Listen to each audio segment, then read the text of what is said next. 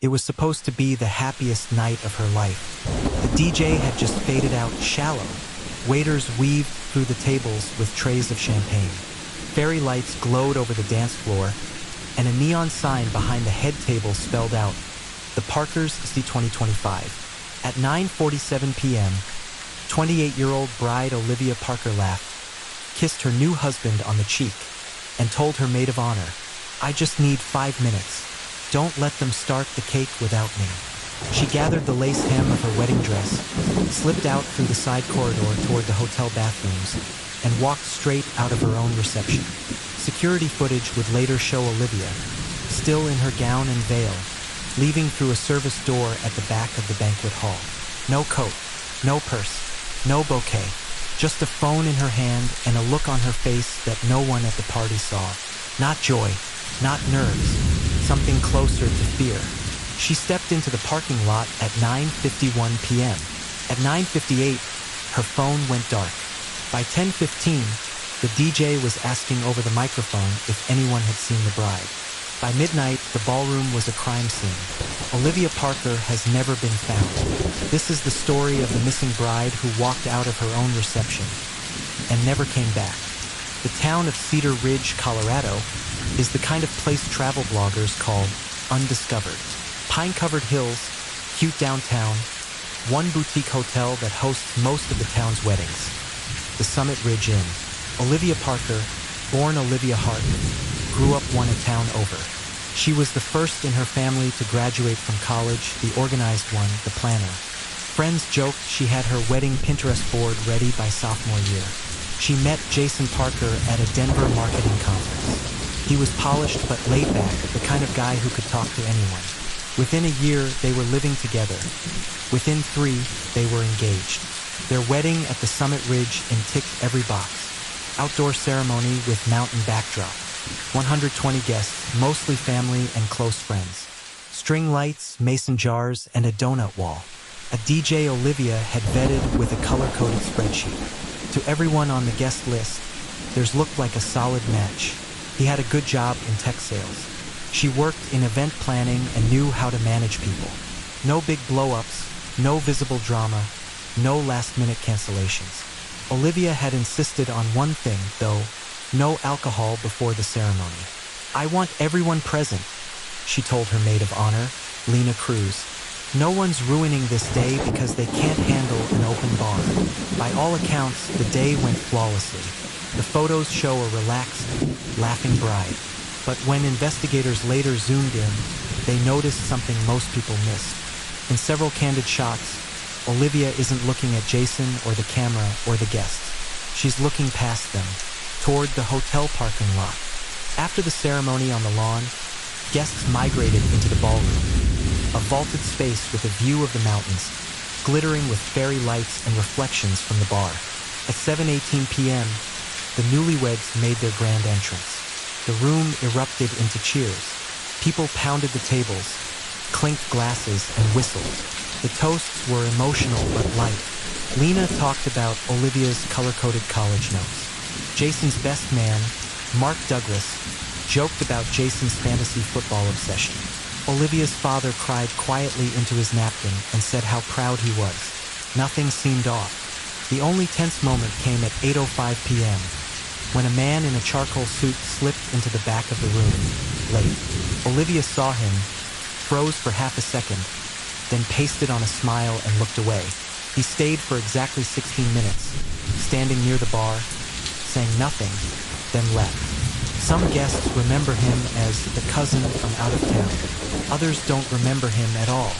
The Summit Ridge Inn staff couldn't identify him. The security camera near the lobby caught his face clearly. Facial recognition later would, too. But at that moment, he was just a stranger in a suit. By 9:30 p.m., the dance floor was full.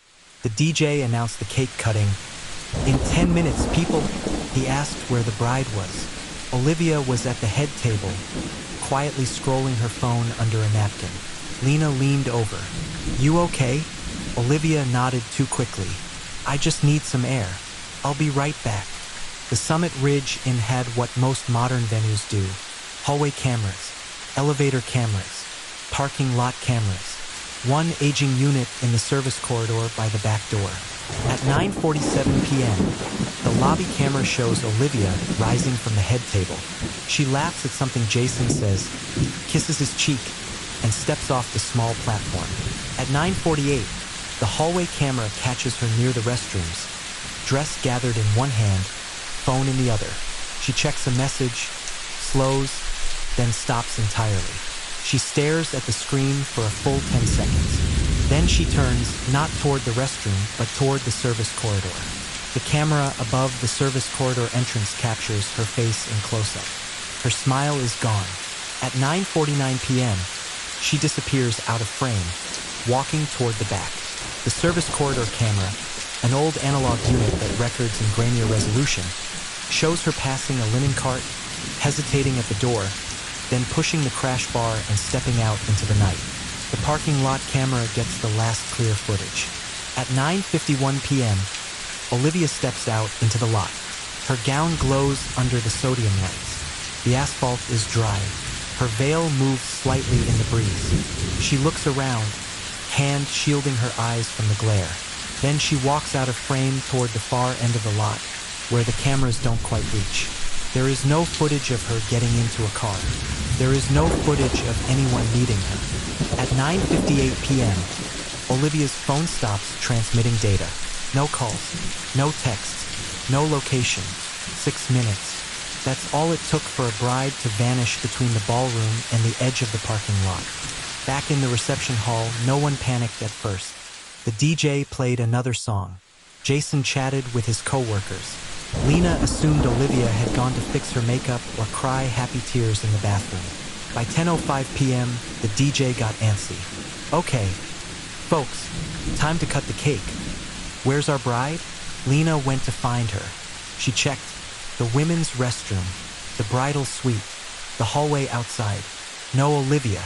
She texted, "Everything okay? We're waiting for you." Smiling face with hearts. No response. By 10:15 p.m., Jason joined the search, laughing at first. She probably eloped with the cake, he joked.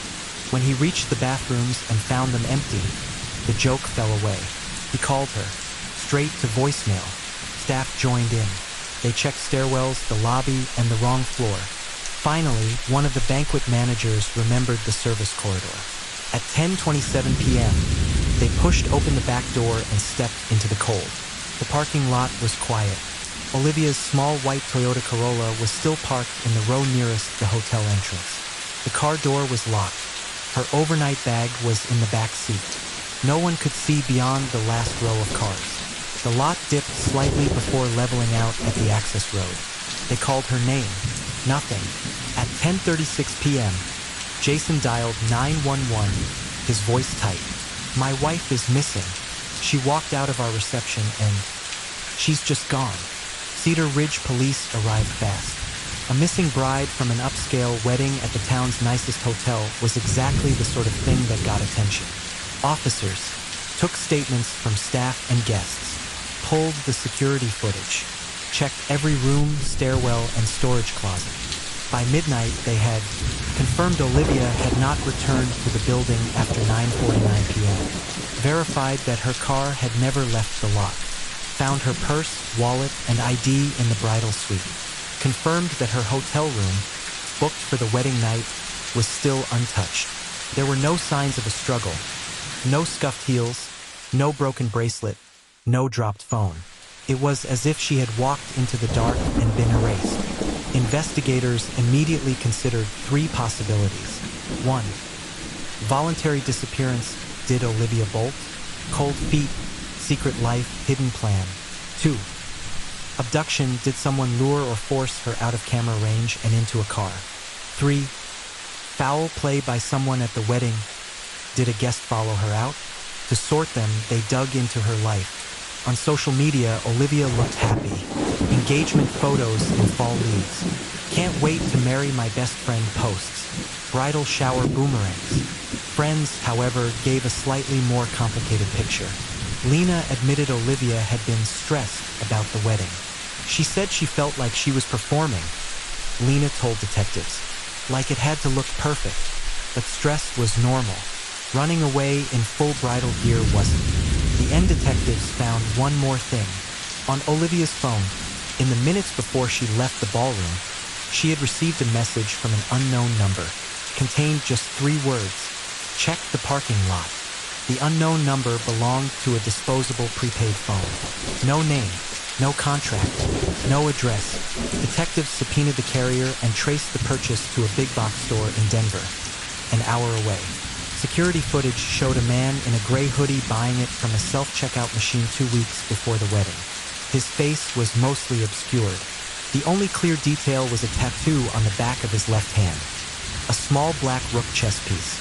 Olivia had not told anyone about the message. Her phone history showed she clicked the notification, opened the text, stared at it for 11 seconds, then locked her phone and stood up. No reply, no screenshot, just action. Whoever sent it knew exactly how she would respond. Detectives asked Jason if he recognized the number. He didn't. Lena, however, glanced at the printout of the rook tattoo, swallowed, and said, "I've never seen that tattoo, but I know who used to play chess with her." His name was Aaron Miles. He had dated Olivia for 3 years, and he had not been invited to the wedding. Aaron Miles and Olivia had been serious. They'd met in college, lived together for a while, and talked about marriage. But Aaron struggled with gambling and disappeared for days when things got rough. Eventually, Olivia ended it. Friends say Aaron took it badly. He'd text her late at night, send long emails, show up at her office with coffee, promising he'd changed. When she started dating Jason, the messages turned sharper. "You're making a mistake. You don't even know who this guy really is. You think you're safe, but you're not." Olivia blocked his main number. 2 weeks before the wedding, Aaron showed up at her parents' house unannounced. Her father asked him to leave. He did, but not before saying, according to her dad, "When you're walking down that aisle, I want you to think about who should be standing there." Aaron had an alibi for the night of the wedding. He was working a late shift at a distribution warehouse in Denver. Time cards and cameras backed him up. No rook tattoo either. But when detectives mentioned the tattoo to Olivia's sister, Maddie, she said quietly, "Aaron doesn't have a rook tattoo, but his little brother does." His younger brother Caleb spent time in and out of rehab. He had no verifiable alibi, and he owned a gray hoodie. Caleb Miles came to the station for questioning, wearing long sleeves. When detectives mentioned the rook tattoo, he sighed, pushed his left cuff up, and revealed it. "I got it when I was 18, he said. "Aaron taught me chess, said the rook is underestimated. People never see it coming." Caleb denied being anywhere near Cedar Ridge on the night of the wedding. He claimed he'd been crashing with a friend in Denver. The friend confirmed Caleb had been at his apartment earlier in the day, not that night. Cell tower records from the burner phone, however, told a different story. At 8:56 p.m., the phone used to text Olivia pinged off a tower near the highway exit for Cedar Ridge. At 9:20 p.m., it pinged again near the Summit Ridge Inn. At 9:53 p.m., 2 minutes after Olivia stepped into the lot, the phone powered off for good. Caleb insisted he didn't know anything about the phone. "Aaron always blames me for his screw-ups," he said. "If he wanted to mess with her, he'd use me as cover." But when detectives showed him a still of the man buying the burner, with his rook tattoo clearly visible as he reached for the receipt, Caleb's shoulders slumped. He admitted he'd bought the phone, but he claimed Aaron told him to. He said he wanted closure, said he was going to send her something that would make her think. "He paid me $50 to buy it and leave it in his glove compartment. That's it. I never texted her." When they checked Aaron's car, the glove box was suspiciously spotless. No phone, no packaging, no prints. If Aaron had used the phone himself, his work alibi still made it unlikely he'd physically been at the hotel. But directing someone else? That was different. And then there was the quiet detail everyone kept circling back to. Olivia had walked outside alone into a dark parking lot because of a 3-word text. She must have recognized the number, or the sender, or what was being referenced. Whoever sent it knew something she wanted or feared to hear. 3 days after the wedding, search teams expanded their radius beyond the hotel. They canvassed nearby gas stations, wooded areas off the access roads, the banks of the Cedar River, a cold, fast-moving stretch of water not far from the inn. On the fourth day, a search dog alerted at a spot near a low bridge. In the mud under the bridge, half buried in silt, they found a piece of torn white fabric snagged on a root. It was lace, delicate, patterned in the same design as Olivia's wedding gown. Lab analysis confirmed it had traces of her skin cells and a faint smear of blood. Divers searched the river for a week. They found a single silver shoe, a bobby pin with 3 strands of dark hair. Nothing else. Nobody. No phone. No veil. The currents were strong. It was entirely possible, even likely, that if Olivia had gone into the river, by force or by choice, her body could have been carried miles downstream. But the ripped lace bothered Detective Claire Ng, head of the investigation. The tear looked deliberate, she said later, not like a snag, more like something or someone had grabbed and yanked. If Olivia had been attacked in the parking lot and forced into a car, her dress might have torn there. Yet there was no trace of a struggle in the lot. If she met someone willingly, why would the lace show blood? Unless the meeting hadn't stayed friendly. While the river search went on, detectives kept digging into Olivia and Jason's relationship. On the surface, it was intact, but the weeks leading up to the wedding contained red flags. 2 months before, Olivia had withdrawn $5,000 from a joint savings account without telling Jason.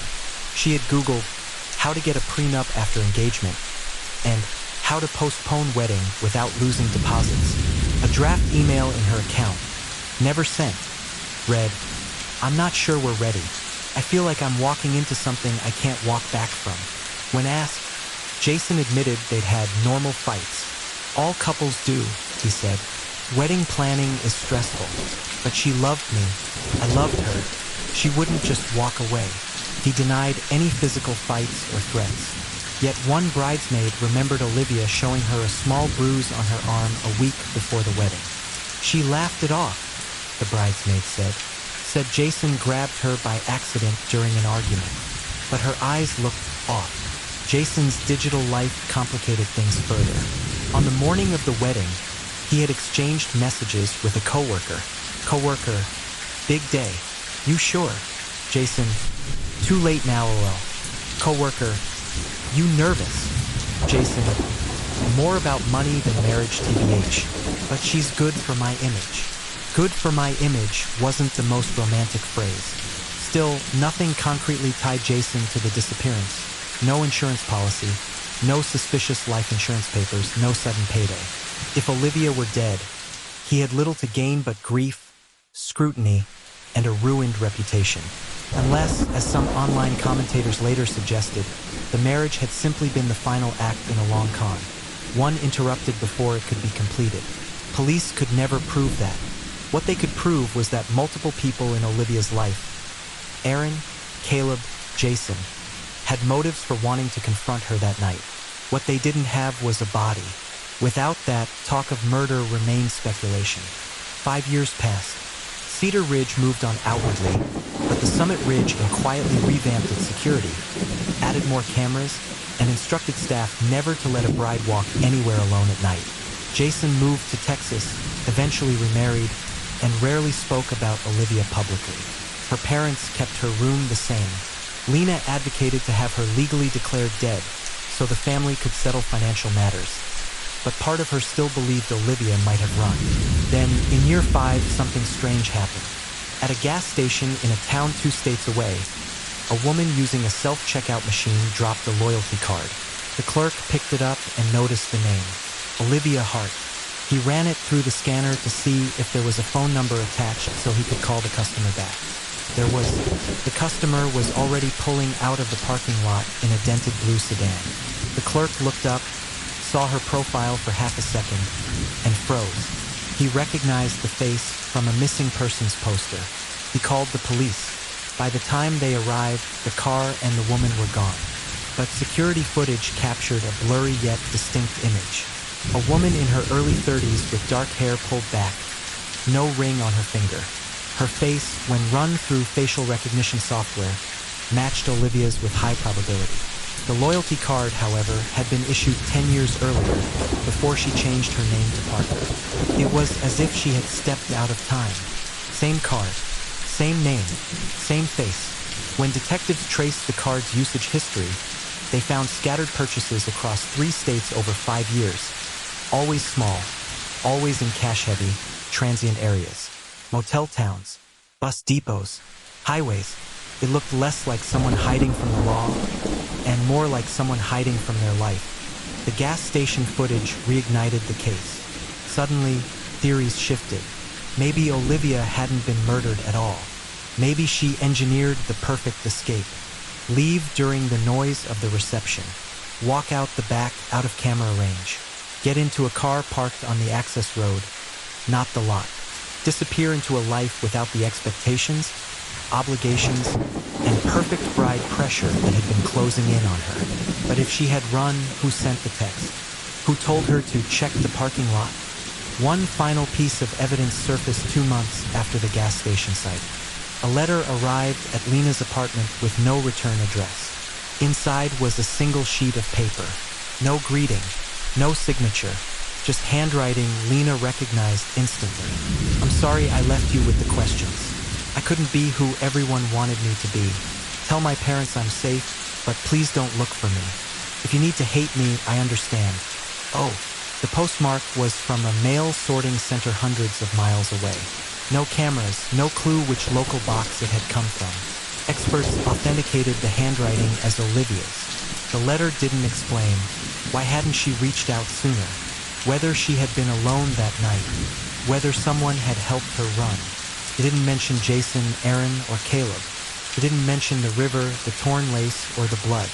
It simply framed the disappearance as a choice. For the authorities, the letter wasn't enough to close the case.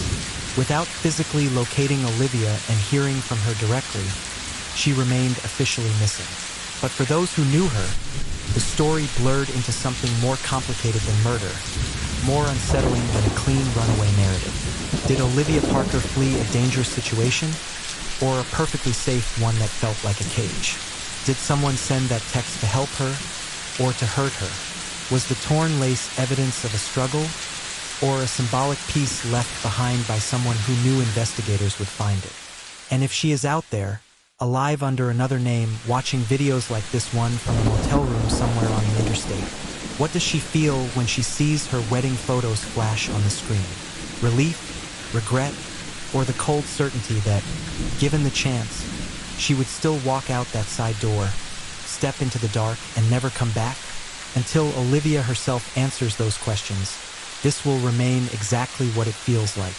Not a solved crime, not a clean escape, but a ghost story set in a ballroom. A wedding that ended with an empty cake table and a line on a missing persons report. Last seen, wearing a white wedding dress. If you enjoyed this case, hit like, subscribe to Enter the Crime, and turn on the notification bell so you never miss our next faceless crime story. Tell us in the comments, do you think Olivia was taken, or did she choose to disappear?